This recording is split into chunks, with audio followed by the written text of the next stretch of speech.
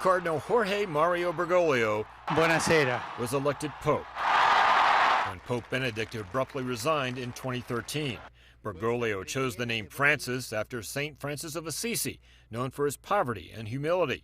Francis was the first pope to come from Latin America and the first to take the name Francis. In his opening appearance as pope, he asked that people pray for him.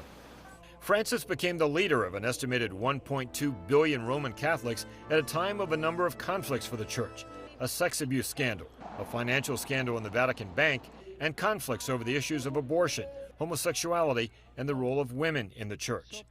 Within days of beginning his papacy, Francis made choices that revealed he would be a different kind of pope. He shunned the regal garments and trappings of previous popes, he paid his own hotel bill in person, and he chose to live in a modest apartment instead of the lavish papal residence. It was clear from the start that Francis loved interacting. He kissed children, wore hats from the crowd, and posed for pictures. Don't get tired of bringing the mercy of the Father to the poor, the sick, the abandoned. Within the first year of his papacy, he apologized to victims of sexual abuse by priests and set up a committee that included lay people to investigate sex crimes by priests. The wave of sexual abuse scandals within the church proved to be the greatest crisis of Francis' tenure. In 2015, he was criticized for supporting a Chilean bishop who was accused of covering up sex crimes against minors. Francis later admitted mishandling the situation and asked for forgiveness. Another abuse bombshell rocked the Catholic Church in 2018.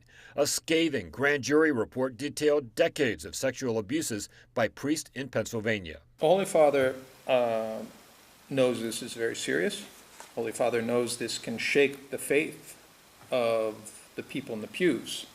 The Vatican condemned the abuse as criminally and morally reprehensible and said Pope Francis was on the side of the victims.